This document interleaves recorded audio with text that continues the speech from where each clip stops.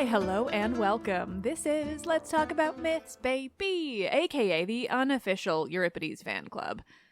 And I am your host, she with absolutely zero chill when it comes to this fine playwright, Liv. Can you tell I really like Euripides? I know, I'm subtle as fuck. He's just so fucking interesting. And frankly, he's also the least serious of the tragedians, and gods, do I identify with that. Like, I know they're all tragedies, but guess what? This one does not end in tragedy. I love him for that. Even the darkest and dreariest and most bloodthirsty of plays can be lighthearted where Euripides is involved. But before we return to exactly that in the final episode of Iphigenia Among the Taurians, another reminder about my New Year Q&A episode. Submit your questions, comments, whatever they may be, by the end of the month at mythsbaby.com/questions. And I realize by the end of the month, I mean more like the 27th, where we last left two of our three remaining members of the House of Atreus. They were appropriately involved in some drama, resolution of tense sibling reunions, and about to attempt a thrilling escape from a foreign land. Orestes and his friend Pylades landed in the realm of the Taurians in the far east, where they were brought to the priestess of Artemis, who we knew to be Orestes' long-believed dead sister, Iphigenia. We witnessed some absolutely brilliant conversations between the two where the audience knew well that these were long-lost siblings speaking of their own lives and families, but the siblings themselves spoke in such involved riddles and nonsense that it took some very direct requests to reveal the truth. Where we last left off last week, after Iphigenia agreed to help Pylades escape the Taurians in return for only Orestes being sacrificed, as they were both meant to be, she asked that he bring a letter home to Argos for her brother. And when she finally read the letter and explained who it was for, her brother, who happened to be the stranger standing before her, the siblings were finally reunited in a way that can only be described as Euripides at his best. It was dramatic and emotional and also silly in all the right ways. But it didn't change the fact that Iphigenia was meant to be sacrificing Orestes, and they were all trapped there among these foreign people who are drawn as far more wild and dangerous than their historical counterparts, which means it's now up to the siblings and Pylades to concoct a plan of escape.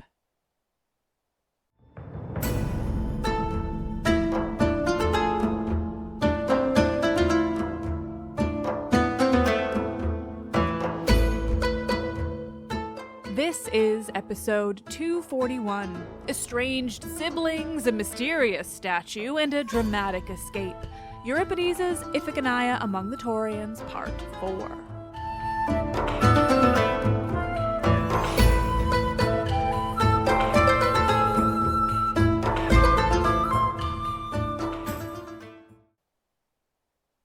We ended last week and we'll start this week with the same words from the chorus as they witnessed this sibling reveal. Quote, "What god or mortal or miracle will find a way where there is no way, and show two long-lost offspring of Atreus their exit from evils." Even the chorus can't quite believe what they've witnessed. Two siblings who have basically never met each other since Iphigenia was sacrificed by their father when Orestes was only a baby, reunited through these divinely coincidental occurrences. It's drama and intrigue at the most satisfying of levels, and the chorus is as impressed as the audience. Fortunately, Pylades is there to ensure they don't get too caught up in their emotional reunion. He points out that while it's beautiful, they do need to keep their heads in the game. They are trapped there among the Taurians, and now they have even more pressing reasons to plan for their escape. Quote, "It's the mark of a wise man to accept his luck for what it is, seize the moment, maximize his happiness." Orestes jumps in that he agrees and that they seem to have luck on their side. But Iphigenia isn't quite finished with their reunion. She stops both of them and she tells them that they will not be doing anything else until someone explains the fate of their third sibling, Electra. Quote, "That matters a great deal to me." To which Orestes just replies, quote, "She is happily married to Pylades here." Which again, I just think, like, what a delightful way to reveal such a thing. Maybe it's also the Anne Carson translation. She does like to kind of be that way with her prose, but it is fun all the same. Iphigenia asks about Pylades' background, who his father is, and where he's from, only to learn that he's their cousin, actually, and also Orestes' best friend, and that he wasn't even born when Iphigenia was sacrificed at Aulis by their father. They are so young, these two friends, and Iphigenia has missed so much. Orestes is indebted to Pylades, too, and he makes it very clear to his sister. Not only is he a friend and now husband of Electra, but he is a savior, too. Orestes would not be there without him. Iphigenia then returns to Orestes' crimes, the reason he's there, the reason he was saved by Pylades, the murder of their mother. She asks him why she killed her husband to begin with, but Orestes doesn't want to talk about it. Which is too bad, because gods know she did it to avenge Iphigenia's sacrifice, among Agamemnon's other bullshit crimes. Instead, they speak of Argos itself. Is Orestes meant to be its leader now? She asks. It's Menelaus leading the city, Orestes tells her, and he's been exiled for the killing. But it wasn't because of Menelaus that he was forced out, he tells her. It was the Furies themselves who drove him away. To which Iphigenia says, quote, I understand. The goddesses haunt you for our mother's sake. She asks him if the fit he had on the shore that she heard about through the messenger was due to the Furies. Oh, yes, he tells her. And it wasn't the first time that they've made him into a spectacle. Why are you here, though? Iphigenia asks. Why come to this strange, far-off land?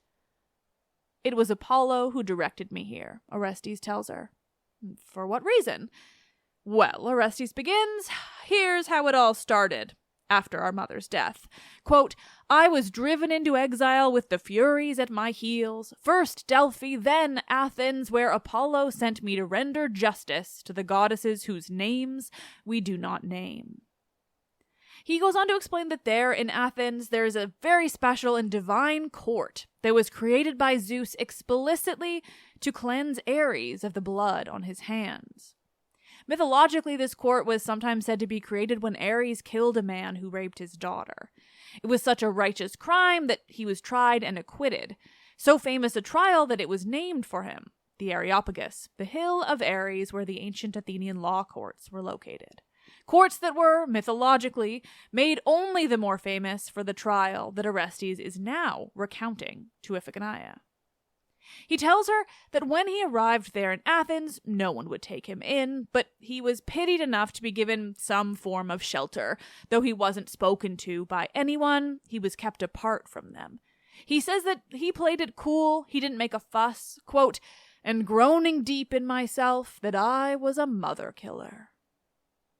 One of the things I find most troubling about Orestes' story is how rarely he seems to feel any kind of remorse for killing Clytemnestra, so this reveal feels a little important.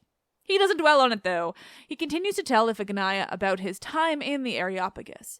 He tells her that he went to that hill of Ares, and there he stood trial for his crime.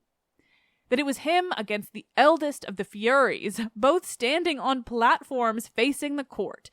Quote, we each said our piece about my mother's murder, and Phoebus saved me with his testimony. He says that it was Athena who counted the votes, that half of them were for him, and so, quote, I left my own murder trial a victor. He says that some of the Furies agreed, or at least conceded with the judgment of the court, but that it wasn't all of them. Quote, the Furies who dissented from the law began to drive me in an endless, restless chase. They chased him, Orestes explains, all the way to Apollo's sanctuary, and it was only there, when he laid down before it, that he was given some relief. He was ready to die right there, if Apollo wasn't going to save him. That it was Apollo who'd ruined him, and Apollo who must save him. Quote, then Apollo shrieked out from his golden tripod and sent me here to get the statue that fell from the sky. That's why he's here, so far from Greece, stumbling upon Iphigenia's own doorstep, to take the cult statue of Artemis, said to have fallen from the sky. He's to bring it back to Athens and install it there, that it will mean his salvation. So Orestes says to his sister, quote, "Help me accomplish the salvation set out for us." He tells her that if they manage it, if they can steal the cult statue and bring it to Athens, his fury-inflicted madness will finally be over. Quote, "All is lost for me, all is lost for the race of Pelops unless we get our hands on that heaven-dropped statue."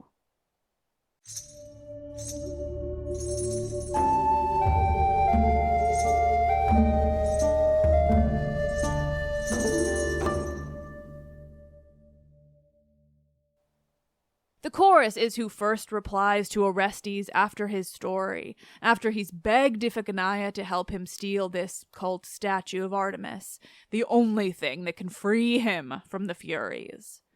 They say just, quote, "Some dread wrath of a god has boiled up against the seed of Tantalus and drives it on through woes." Iphigenia wants to help her brother. She's long hoped to be able to return to Argos to meet him, to be home after so long and after such traumatic last moments with her family. She wants what he wants, she tells Orestes. She wants to return him to their family home in whatever way possible. She even says that her anger for Agamemnon, her killer, is gone now, and that it is only adding to her desire to help Orestes achieve his freedom from the Furies. But that doesn't make it an easy task, not where they are.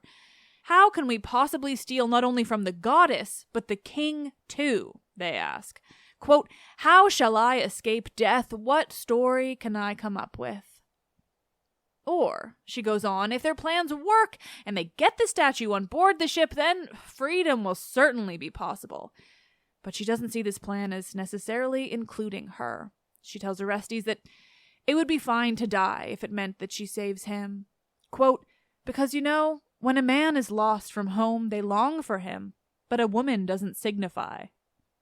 And if that isn't some Euripidean commentary, I don't know what is. If I didn't know better, I might think it purely ancient misogyny, but I didn't believe that for a second. Not when the rest of Euripides' catalog exists. No, he is telling us something here, and that something is... Iphigenia might not believe it, but spoilers, she is going to be the one to save them. Orestes is pretty useless. And Orestes immediately tells Iphigenia, no, absolutely not. He will not be her murderer in addition to the murderer of their mother. Quote, "I'm your partner. I want to share life and death with you equally." He tells her that he will bring her home with him or die trying. He adds, too, that he wonders if this attempt to steal the cult statue is really something that Artemis would even have a problem with. Like, if it was, then why would her brother, Apollo, ask Orestes to do it? It doesn't seem likely that Apollo would contrive all of this, including Orestes' reunion with his sister over something that Apollo's sister would be against. With that in mind, they begin to plan the best means of them both avoiding death. "What if we killed the king?" Orestes suggests, because he's Orestes. "Absolutely not," Iphigenia replies. "We cannot kill our host." I mean, I don't know, Orestes basically says. If it'll save us both, I think it's worth the risk. "No, it isn't," she tells him. And she's right. Like, did he learn nothing? "Okay, what if you hide me inside the temple?" he suggests as a hilariously mild counter to the murdering of the king. "Do you mean that we'd escape once it gets dark?" she clarifies. "Yes," Orestes replies. Quote, "Night belongs to thieves, daylight to truth." But when Iphigenia points out that, unfortunately, there are guards in the temple all the time, so it won't be so easy as just, like, waiting for it to get dark, Orestes replies by exclaiming that, "Ugh, okay," he gives up. It's all over. There's no way out.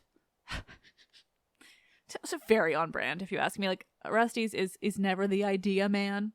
Pretty sure almost the exact same thing happened in Euripides' Orestes. Iphigenia, though, thankfully, has got a plan. Quote, "I'll turn your troubles to use in a cunning way." And of course, Orestes replies just to say that women are good at scheming. Because of course he does.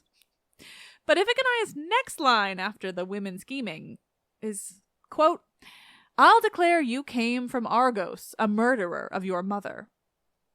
And while it's technically, her announcing her plan, it feels a bit more like a response to his jab about the scheming, like pot, kettle. But regardless, it is the plan. She tells him that she can tell the Taurians that because of his crimes, he can't be sacrificed to the goddess, as he is. He's impure. It would be sacrilege. What about the statue, he asks. Well, she explains, I'll say that you need to be purified in seawater for your crimes, and that the statue does too, because you touched it. And where do we go from there, he asks. Which, Orestes, come on. She's clearly got it. But Iphigenia is kind. She tells him, well, we'll go to your ship. So is it you or someone else carrying the statue? He asks, and honestly, it feels like Orestes is more of a hindrance to her plan than anything else. But who am I to judge? He's not my brother. Yes, she says simply, I will be the one holding it. So what about Pylades? He'll be there with us, she says, going through the same purification for his pollution. And are we doing this without telling the king? No, Iphigenia clarifies. Quote, I'll win him with words. No way to prevent him noticing. So you must take very great care of everything else. All this feels like a bit of a red flag because of Orestes, but we go on. Iphigenia adds that these women, the chorus of Greeks that are with them, they have to come along. They have to be in on the plan. Make it happen then, Orestes says, quote, find convincing arguments. A woman has the power to stir pity.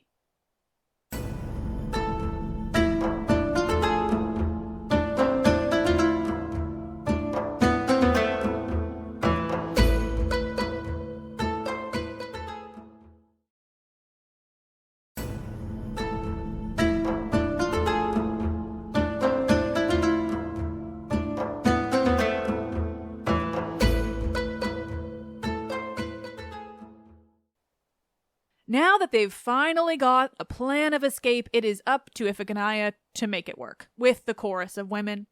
She doesn't want to leave them behind, but they all have to be in on the plan in order for it to work.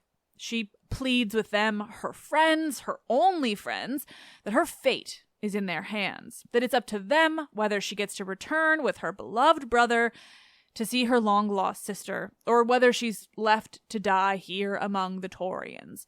Quote, we are women, as a species devoted to one another, staunch in defending our common interests.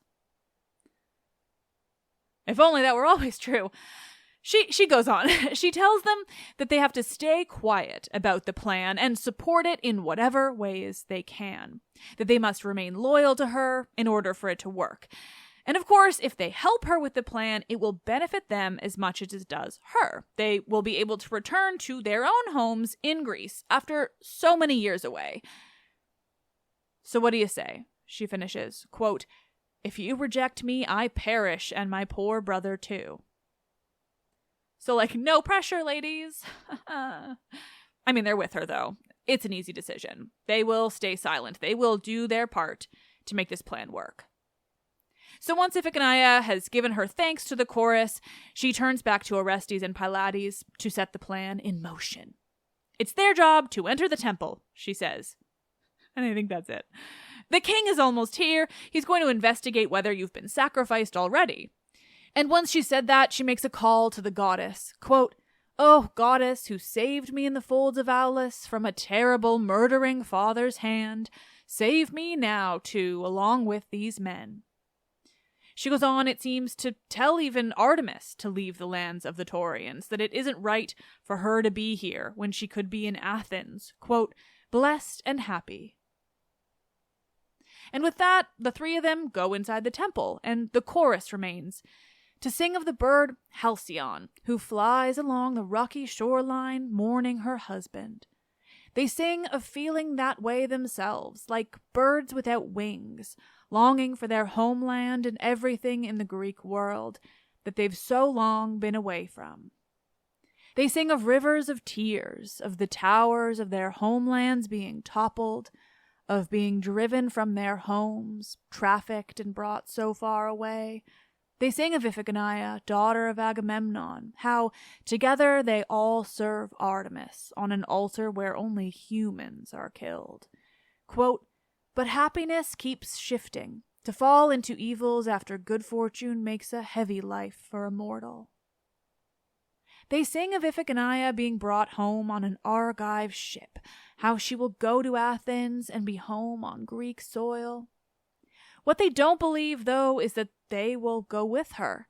Iphigenia might have told the chorus of women that if she escapes, so would they, but they don't seem to believe her. They sing of wishing they could return home, but that they will be left behind.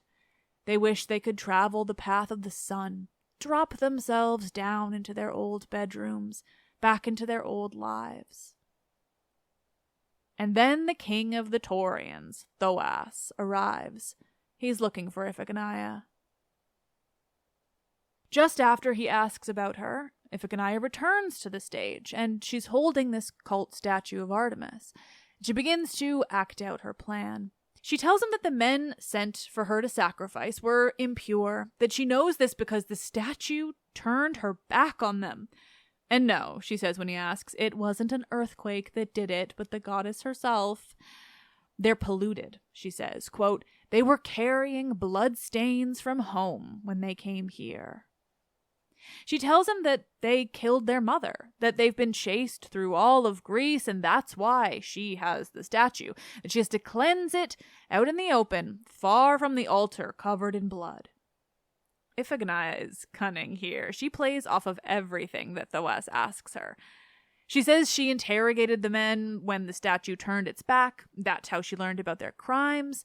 She says that they even baited her, that they told her that her only brother was alive, so that she might spare them, even adding that her father was alive, another reason to keep these strangers alive. Thoas isn't remotely worried that she isn't telling him the truth. He eats it all up. Quote, naturally, you remain loyal to the goddess, he states, and it isn't even a question. And she ensures he remains convinced. Quote, oh yes, I hate Greece utterly. Greece ruined me. And so when he asks her what they should do with the strangers, he is more than ready to listen to whatever she has to say. It's law, she says. They must be purified with cleansing rituals. In the river or the sea? He asks. And she says, quote, the sea washes away all human evil. Of course, he agrees. Then they'll be perfectly pure for the goddess. Exactly, and I'll be better off too, she says. Thoas is eating out of the palm of Iphigenia's hand. He says, doesn't the sea wash right up next to the temple here? Yes, she says, but we need a more secluded spot. We have other things that need to be done for the ritual. Oh, sure, he says easily. Quote, take them wherever you want. I've no desire to see forbidden things. Iphigenia nods. I've got to cleanse the statue, too, she says. Oh, sure, yeah, of course. He agrees again, completely. No questions asked. Quote, your piety and forethought are impeccable. She knows she has him, so she goes on. I want to tie the prisoners up, she says. They're Greek, so they can't be trusted. Of course, he says. And she wants their heads covered, and for him to send some servants with her, and for him to send someone else around the town to tell everyone to stay indoors. Oh, sure, Thoas says. So they stay away from the blood? Yes, exactly. They can't be polluted, too. He tells her, quote, how well you care for our city. And those I need to protect, she adds, and he assumes she means him. Oh, she's so admirable. Iphigenia nods. I assume she's trying not to look giddy here. Like, this is going really, really well. Now you, she tells him, you stay inside the temple and cleanse it with sulfur. Oh, sure, yeah, he says, so that it's pure for you. Yes, exactly. And when the men are brought out, you need to cover your eyes. Oh, yeah, definitely, he says. I don't want to see a guilty man. Yeah, right, exactly. That's what I mean. She agrees because, this man is gullible. And, if I take a while, she continues, don't worry. Like, it's all fine. There's nothing to be concerned about. You definitely don't need to come looking for me. Oh, totally, he says. Quote, take your time. Do the work of the goddess properly. Oh, here they are now, Iphigenia says, when Orestes and Pylades are brought from the temple. And then Iphigenia seems to address everyone, like the town itself. She speaks of what she'll do, purifying the crimes and washing away blood with blood. She calls for the people of the town to keep away from her, though, from the pollution. Quote, anyone about to enter a marriage, anyone heavy with child, keep back. Step away, lest this uncleanness fall upon you. She's trying to ensure that innocent people aren't caught up in what she's about to do. She wants to escape her captors. She wants to go home. It might be violent. But what she doesn't want to do is hurt innocent people. It's the right thing to do to keep innocents, to keep children safe from violence. It's the human thing to do. So even Iphigenia, an ancient mythological Greek who was raised to believe that anyone who was not Greek was a barbarian, knows that all children are human, and all children and all innocent people deserve the same human rights as everyone else. Children don't deserve to be punished for the actions of others. Definitely not thousands of them. With that, Iphigenia makes a prayer to Artemis that her sanctuary be purified and, quote, as for the rest, I do not say it, but I make a sign to the gods who know more, and to you, goddess.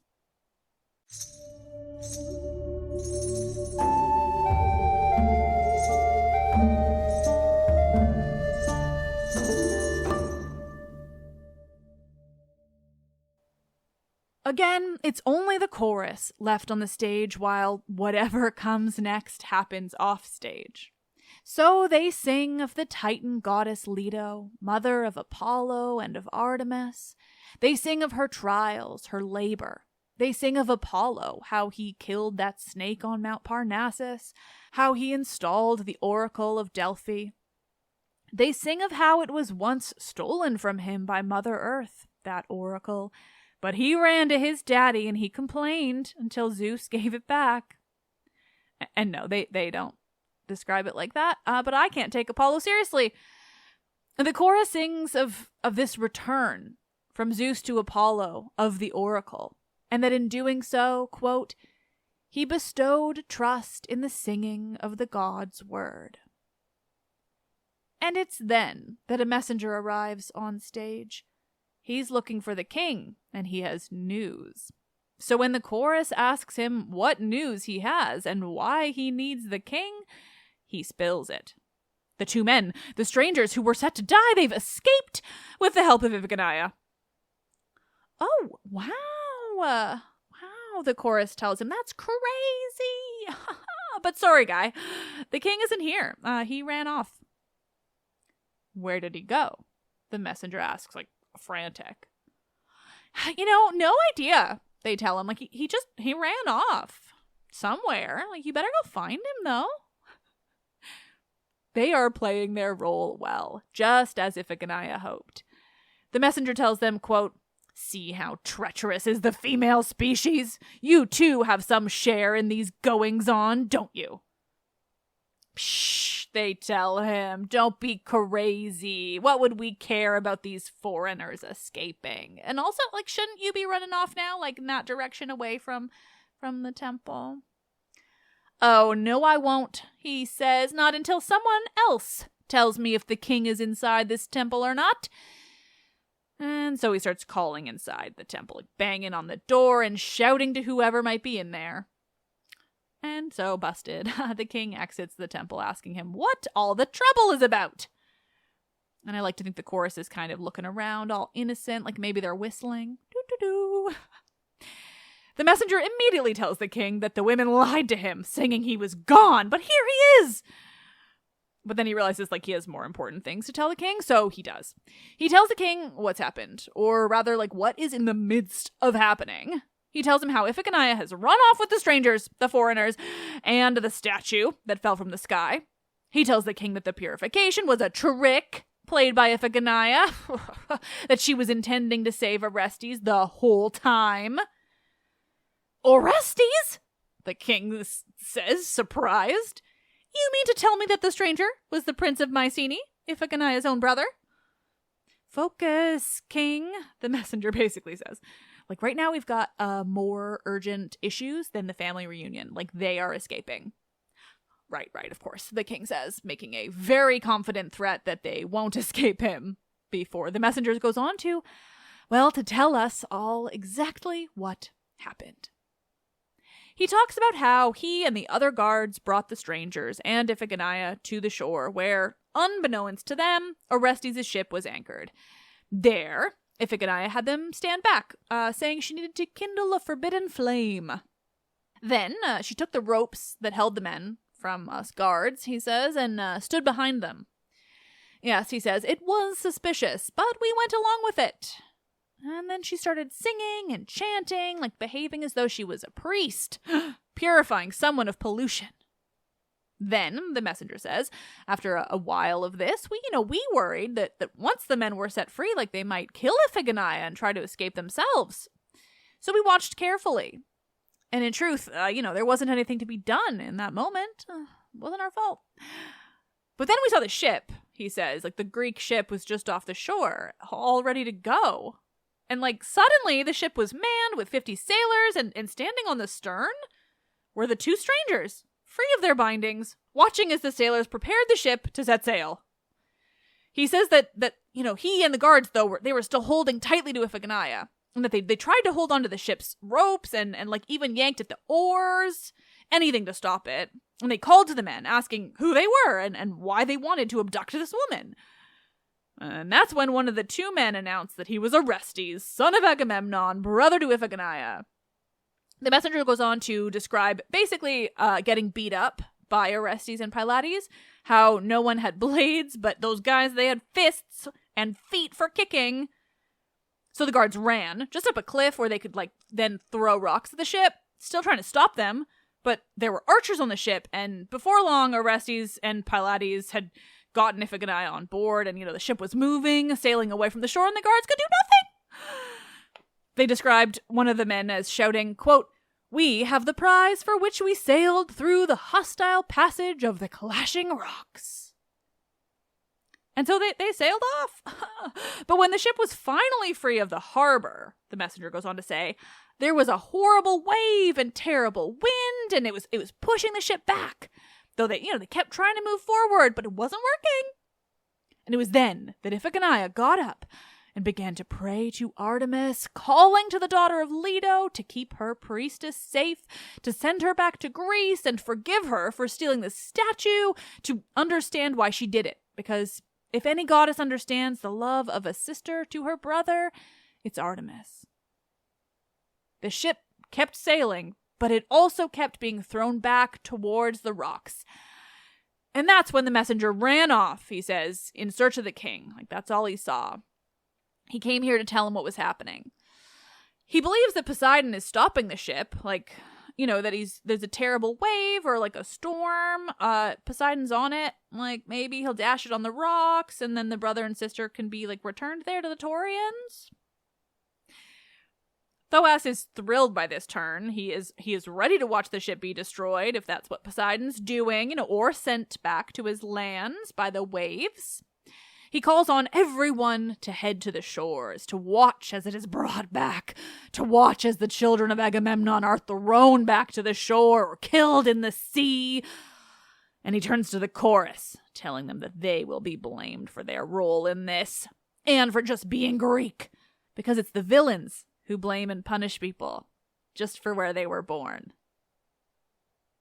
But this is when Athena arrives on the scene. Yeah, you heard me.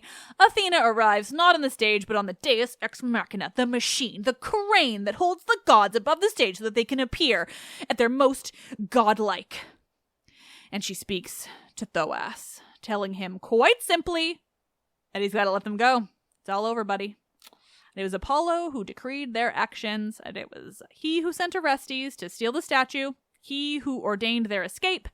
She tells him that he won't get them back, even if he tries, that Poseidon is actually doing her a favor, and he's calming the seas so that they can have a smooth sailing home.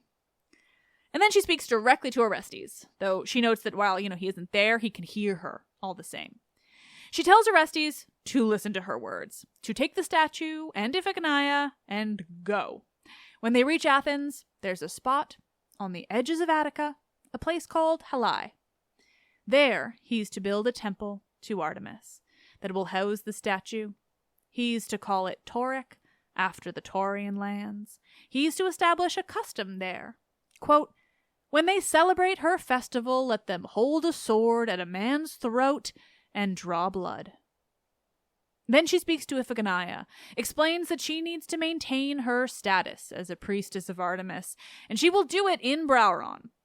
She says that it's there that Iphigenia will live and die and be buried, and later people will make offerings to her, quote, fine woven robes left behind by women who die in childbirth. She even adds to Thoas that he's to send the chorus of Greek women from his lands, quote, as a reward for their righteousness.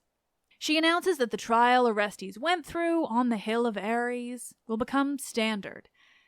And finally, quote, go then, child of Agamemnon, bring your sister out of this land, and you, Thoas, calm your rage. Thoas doesn't try to fight Athena. He knows when to listen to a goddess. He agrees with all she's said and wishes them all the best. Thoas sings a final thank you to Athena, a final prayer for the goddess, and, with another prayer to Nike, victory for his own life, the play ends.